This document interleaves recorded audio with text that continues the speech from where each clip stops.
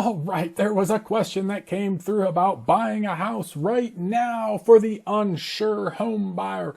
We always say there's always a good deal out there. It's just a matter of finding it. We find several every day that we look all over the country. But we'll go into kind of some of the pros and cons buying a house right now. And we'll go into now versus the future. We're not going to go into the past because if you would have bought a house in the past, you'd already have it and not be watching this channel. Remember, this isn't financial advice. It's not investment advice. Everything I say doesn't make any sense. I'm just a YouTuber. I can't predict the future despite what other people say. It's not possible. Okay, we're going to go ahead and go into the slides. So, for the buyers in the market today, what are the pros? We got rates. Interest rates are at all-time lows. They'll probably be there into the future as well, but that's for another slide and another day. So anyway, interest rates are at historic lows right now, so you can afford more house than you've ever been able to before, which is great. Right now, there are motivated sellers out there, depending on the area. We'll go into that in a second.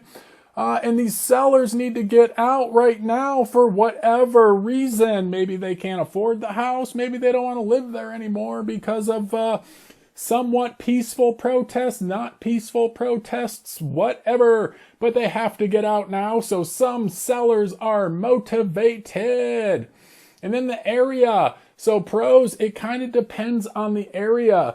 I personally wouldn't do it, but if you were going to purchase a home in a big city right now, it's definitely a good time to do it because prices are falling through the floor due to motivated sellers and everybody moving out. But hey, maybe you've been waiting for a good opportunity to pick up a low-price property in a major city, Chicago, New York, LA, San Francisco, Seattle, or even a smaller city like Portland right now.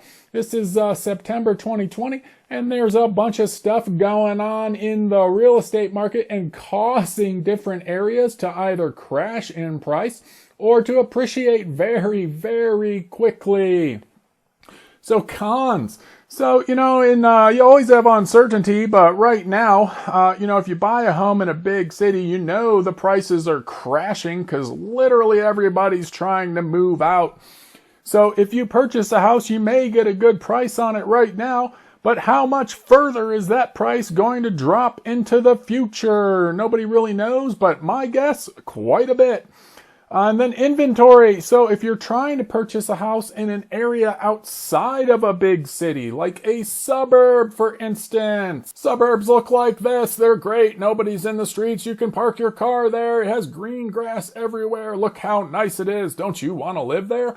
But yes, not a single one of these houses is for sale right now because everybody's trying to move there. And these houses probably went up 10% in value in the last 6 months. Are they going to drop in 6 months? We don't know, but right now they are way up and not available. And you compare the suburbs to the big cities. This is a big city right now. Everybody's trying to get out because of the global sickness going on. So anyway, inventory in the suburbs is very, very low. So if you're trying to move to a suburb or a less populated area than a giant city with a evil zombie horde, then you may have trouble finding a good price on a property that's affordable and will be worth what you pay for it in the future. So prices by area. Suburbs are going way up in price. And regardless of the way you look at it, you might be able to get a good price on a house in a city right now, but the prices are going to continue to go down. At least that's my uneducated estimate there. Everybody's running from the cities, so why wouldn't they keep going down? People aren't going to want to go back there anytime soon, now that everybody can work from home. Okay, next slide. So right now, you have the protests going on, either peaceful, not so peaceful, or not peaceful at all. So yeah, that's what's going on now. So you may have to move. You may not have a choice. You have to get out of there. So you have to purchase a house. If you don't have a choice, then, well, you're going to pay a higher price on the house most likely.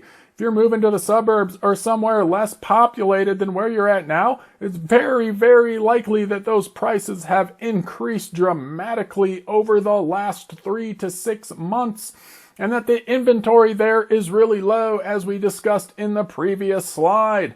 In the future, if you're able to wait, you'll be able to get some foreclosures. Yes, foreclosures now have been prevented. They're just starting as of September 2020 with homes going into pre-foreclosure, and you'll see a flood of them coming on the market as we discussed in our other videos in the next few months here. By December and May next year, you'll see a ton of foreclosures going on the market, which will have the effect of lowering prices everywhere.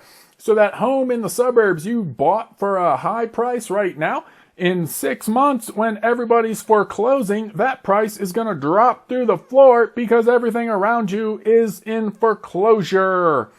And if you purchase a foreclosure, if you're waiting to purchase a foreclosure, if you were waiting to purchase a foreclosure so you could have a pack of raccoons living in your attic in the home that's been abandoned for a while, but you get a good deal on, then just wait for the future. In the future, you're going to have those foreclosures and your foreclosure friends, the raccoons. Okay, and then in the future here, you're going to have inventory rising. So look, people, here's the deal. If you don't have to move right now because of some situation that you're in, it's probably going to be better when these foreclosures come on the market because it's going to lower the price of everything. Everything will be less. The houses under foreclosure will be less because there's 10 right next to each other that are foreclosed.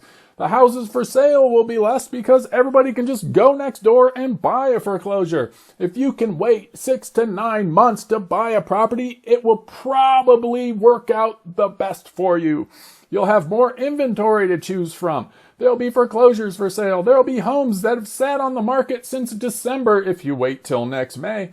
And the seller becomes a little more motivated and or desperate and willing to lower their price for you. So that's our market prediction. We're going to go to our final / beginning slide here. So that's what you're going to be facing if you're buying a house right now. You're either going to get zombies, you're going to get a pack of raccoons that want to be your friend, or you're going to get a nice manicured lawn in a house that is way overpriced because nothing is available. That's what it comes down to in September 2020. All right, go ahead and link a comment below. There's a subscribe thing right here. Click that little thing for subscription there. And you're going to have another video linked right here. Make sure you like this video. I always forget to ask in the beginning, so hopefully you stay till the end. Like it. Down there is a thumb.